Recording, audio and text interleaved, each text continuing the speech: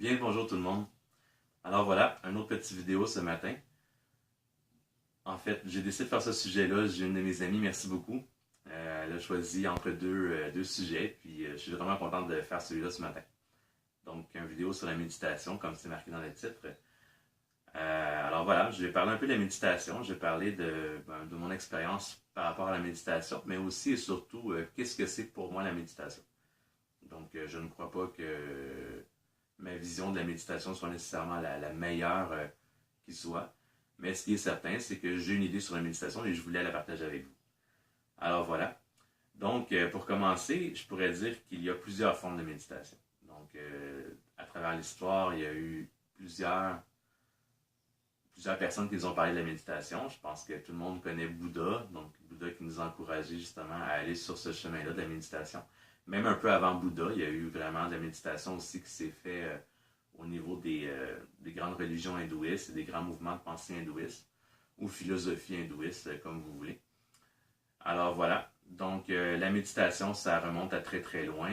Qu'est-ce que c'est en fait, pour moi, c'est une forme de concentration. C'est l'idée de se concentrer pour vivre le moment présent. Alors vraiment, pour moi, la méditation se résume seulement à vivre le moment présent. Donc, comme là, il y a des oiseaux dehors, j'écoute les oiseaux. Je trouve ça beau, des oiseaux qui chantent. Je me promène dans la forêt, je regarde les plantes. Les gens vont dire que c'est de la contemplation, mais je pense qu'on peut mettre beaucoup de mots. Pour moi, tous ces comportements-là, de profiter du moment, de faire une activité qui correspond d'ailleurs au moment présent, pour moi, c'est une forme de méditation. Alors voilà, donc la méditation, ce n'est pas nécessairement la position du lotus avec les jambes tout croches, avec les doigts comme ça. Écoute, ça peut être très très très bon. Donc je pense que c'est vraiment une position qui a été testée en tout cas sur plusieurs centaines d'années. Et je suis certain que c'est quelque chose qui est très très bon pour l'être humain. Mais je ne crois pas que ce soit nécessairement obligatoire de vraiment...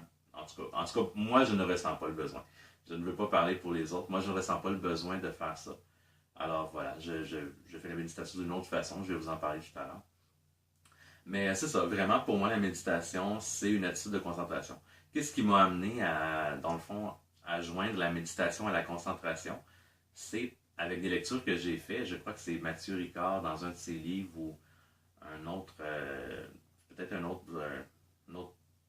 en fait, conférencier bouddhiste là, qui expliquait qu'ils avaient fait des tests, puis encore là, je ne suis pas certain, mais c'est avec un athlète professionnel.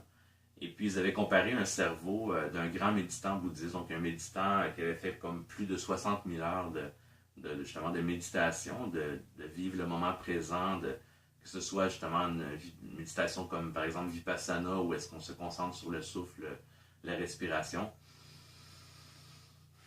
Peut-être pas autant que ça, mais je veux dire, c'est comme juste de penser à notre respiration normale, par exemple. Alors voilà, c'est bon. En tout cas, ce moine bouddhiste-là aussi, chez les bouddhistes aussi, beaucoup au niveau de la méditation sur la compassion, donc avoir de l'amour pour tout le monde, même pour ses ennemis, même pour... donc c'est toujours, en fait, ça, c'est de développer le moment présent, c'est-à-dire que dans le moment présent, je pense à tout l'amour que je veux m'envoyer à moi-même, que je veux avoir pour moi. Après ça, tout l'amour que je peux avoir pour mes proches, pour les gens que j'aime. Et ensuite, essayer d'étendre ça, dans le fond, même aussi aux gens que j'aime un peu moins. Même aux gens qui me font du mal, même aux gens... Mais là, c'est sûr que c'est comme des niveaux, mais il y a des gens vraiment qui sont capables de faire ça. Alors voilà, c'est ça. Donc, il y a plusieurs façons de méditer. Pour revenir justement à cette expérience-là qu'ils ont fait, ils ont comparé deux cerveaux. Donc le cerveau d'un grand méditant bouddhiste et puis le cerveau de ce sportif-là. Et ils ont remarqué que justement que c'est les mêmes zones cérébrales qui sont activées autant dans la concentration sportive que dans la concentration qui est apportée par la méditation. Je pense beaucoup à nos grands-mères ici au Québec. Donc, pas juste au Québec, mais en fait, même Gandhi, justement, avec le tricot, donc la couture, ces choses-là. Donc, pour moi, toutes ces activités-là, c'est toutes des activités de méditation. Donc, c'est vraiment possible, même à travers une pratique sportive, à travers la course à pied, la marche. Tout ça, pour moi, peut représenter une forme de méditation. Alors, même, je vais aller encore plus loin, le travail, et puis, bien sûr, toute notre vie peut devenir une forme de méditation. Alors bon, c'est sûr que bon, ça c'est ma vision à moi, c'est comme ça que je le vois. Mais je suis conscient aussi qu'il y a une méditation plus donc qui a été vraiment plus développée. Je sais justement, mais au Tibet, tout ça, ou en Inde, vraiment des méditations qui vont aller chercher encore plus comment je pourrais dire ça, plus de particularités, plus d'aspects au niveau justement de qu'est-ce qu'on peut arriver à atteindre par la méditation. Donc, bon, mais c'est ça. Mais puisque je connais pas beaucoup le sujet, je ne veux pas vraiment trop me prononcer là-dessus. Alors, voilà, moi, c'est ça. J'apprécie beaucoup. Par exemple, quand je fais du ménage, j'essaie de vraiment me concentrer sur le moment présent, pas essayer de toujours être dans ma tête, bon, qu'est-ce que je vais faire plus tard ou après le ménage? Est-ce que, bon, je vais faire une vidéo, donc qu'est-ce que je vais faire dans la vidéo? Ah non, c'est stressant un peu, tout ça. Donc, vraiment essayer de vraiment d'être calme, d'être bien, justement, de penser à ce que je suis en train de faire. Aussi, je pense que ce qui est important dans la méditation, puis en fait c'est justement, j'avais lu ça dans un livre, je suis pas certain, en tout cas, je vais pas dire c'est quoi le titre, mais bon, justement, c'est un maître spirituel qui disait que la méditation, en fait, c'est le moment où est-ce qu'on est capable, justement, de ne pas être dans nos pensées. Donc, c'est sûr que si, par exemple, je suis en train de méditer, je me dis, bon, en ce moment, je suis en train de méditer et je regarde les oiseaux, bon, je suis en train de penser malheureusement. Mais, par exemple, quand on est en train de méditer, on n'est pas toujours en train de se dire, bon, mais maintenant, je suis en train de méditer, je regarde les oiseaux. Donc, il y a vraiment des moments où est-ce que, justement, on est vraiment dans un état vraiment de bien-être, de paix. Donc, ça peut être des petits moments très courts et des moments qui peuvent être plus longs. Donc, de concentration, de vraiment, on vit le moment présent, on apprécie, mais pas nécessairement au niveau de l'esprit. Donc, c'est vraiment comme une forme de bien-être, en fait, par rapport à ce qui se passe, par rapport à, justement, voilà, à ce qui est autour de nous. Bon, par rapport au moment de la journée où c'est le mieux de méditer, je crois que c'est super important d'en parler. Pour moi, c'est vraiment le matin en me levant. Donc, j'ai un esprit, moi, qui va très, très vite. J'ai énormément de pensées dans ma tête. C'est vraiment incroyable. On dirait vraiment une averse, un orage, une tempête de pensées, de choses qui toujours me bouleversent, donc, qui sont dans mon esprit. Et puis, c'est vraiment une pensée qui est reconnue aussi par plusieurs enseignants, plusieurs personnes qui parlent de méditation. Donc, moi, franchement, personnellement, dans ma vie, c'est la première chose que je fais en me levant. Donc, avant même de prendre un déjeuner, avant même de faire quoi que ce soit. Donc, je me réveille et puis tout de suite, je saute sur mon... C'est pas celui-là que j'utilise, là, il est plus loin, ça ne me tente pas d'aller le chercher. Mais je saute sur mon petit... il y a plusieurs noms, donc non, en fait, je pense qu'en tibétain, le mot c'est un mala. Donc, pour les hindous, on a le japa aussi, tu sais, dans certaines cultures hindoues. Bon, voilà, il y a plusieurs noms pour appeler ça. Donc, c'est un collier qui a 108 perles. Et puis, donc, moi, c'est ce que j'utilise. Donc, j'aime beaucoup ça. La raison, c'est que justement, je suis une personne qui aime beaucoup bouger.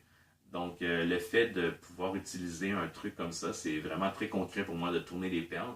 Et puis, voilà, c'est de réciter un mantra. Donc, quelque chose qui nous fait du bien. J'aime beaucoup Ho'oponopono. Je sais que j'ai récité un petit peu ce mantra-là. Donc, je t'aime, je suis désolé. Je t'aime, je suis désolé, s'il te plaît, pardonne-moi, merci. Donc, c'est les 4 phrases comme de Ho'oponopono. Vraiment, ça, pour moi, c'est un petit mantra que j'ai utilisé un certain temps là, pour justement pour faire mon petit chapelet donc de 108 perles. Mais ça peut être une phrase vraiment réconfortante ou ça peut être vraiment n'importe quoi. Vraiment, il faut en fait utiliser une phrase qui nous fait du bien, quelque chose qui est bon pour nous. Donc, ça peut être lié à plusieurs choses, justement. Ça peut être justement aussi justement une méditation de compassion, quelque chose, par exemple, donc, je sais pas moi, je voudrais envoyer de l'amour à tous les êtres humains sur Terre. Je vous aime beaucoup. Donc, voilà. Puis là, tu changes de perle. Tu le redis encore une fois. Tu le redis encore une fois. Donc, c'est un peu ça l'idée. J'aime beaucoup ça. C'est sûr que, bon, je reste pas assis dans ma chambre comme ça ici. Souvent, je vais méditer, je me couche sur mon lit. Mais majoritairement dehors. Donc, quand il fait beau. Avec les oiseaux. Donc, avec les oiseaux. J'aime beaucoup les oiseaux. Donc, surtout le matin, justement, puisque je médite le matin en me levant, donc vers 4h, 4h30, souvent les oiseaux, ils chantent. C'est vraiment merveilleux. Aussi, tu sais, je suis dans la nature, donc je sors dehors, il y a des arbres, il y a des cèdres. C'est l'herbe. N'importe quoi qui est naturel, en fait, l'air, je sais pas. Mais bon, j'aime beaucoup être dans la nature, donc c'est vraiment, pour moi, c'est une forme de méditation aussi d'être dans la nature, ça me fait du bien. Mais toujours avec les petits chapelets, par exemple. Donc juste m'asseoir dehors, j'aurais de la difficulté à me concentrer, donc j'ai vraiment besoin de ce petit chapelet-là pour tourner des grains, c'est concret, c'est aussi, tu sais, je sais la quantité que je fais, c'est important pour moi de savoir la quantité parce que c'est quelque chose qui me ramène un peu à l'action parce que j'ai besoin de faire des actions. Si c'est trop genre spirit évadé, j'ai un petit peu de difficulté avec ça. Donc j'ai besoin de me ramener quand même dans le réel. Je suis une personne assez réaliste quand même. Et puis voilà. Donc c'est ça, la méditation pour moi, ça peut prendre toutes sortes de formes. Donc c'est pas obligatoire de faire une méditation concrète comme ça. Donc moi je médite 1 heure chaque matin. C'est beau les oiseaux. Mais ça peut être justement à travers son travail. Donc, si on fait un travail qui nous permet En fait, selon moi, tous les travails pourraient nous permettre d'entrer dans une forme de méditation. Donc, c'est vraiment d'apprécier ce qu'on fait. Que ce soit, tu sais, moi j'ai appris à laver des toilettes avec amour. Donc, j'ai appris à laver une toilette avec attention et bonheur. Donc, je crois vraiment qu'il n'y a aucune activité, franchement, qu'on peut faire qui ne soit pas faite justement avec l'attention, la concentration, justement vivre le moment présent. Donc voilà, c'est ça pour moi la méditation.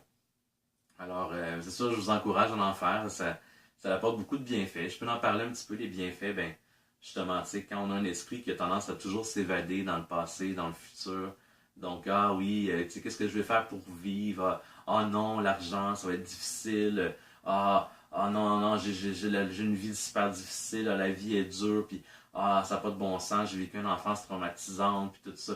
Fait que ça, c'est le passé, le futur. Bon, là, il faut que je fasse des projets, il faut que je fasse des vidéos, c'est important, tout ça.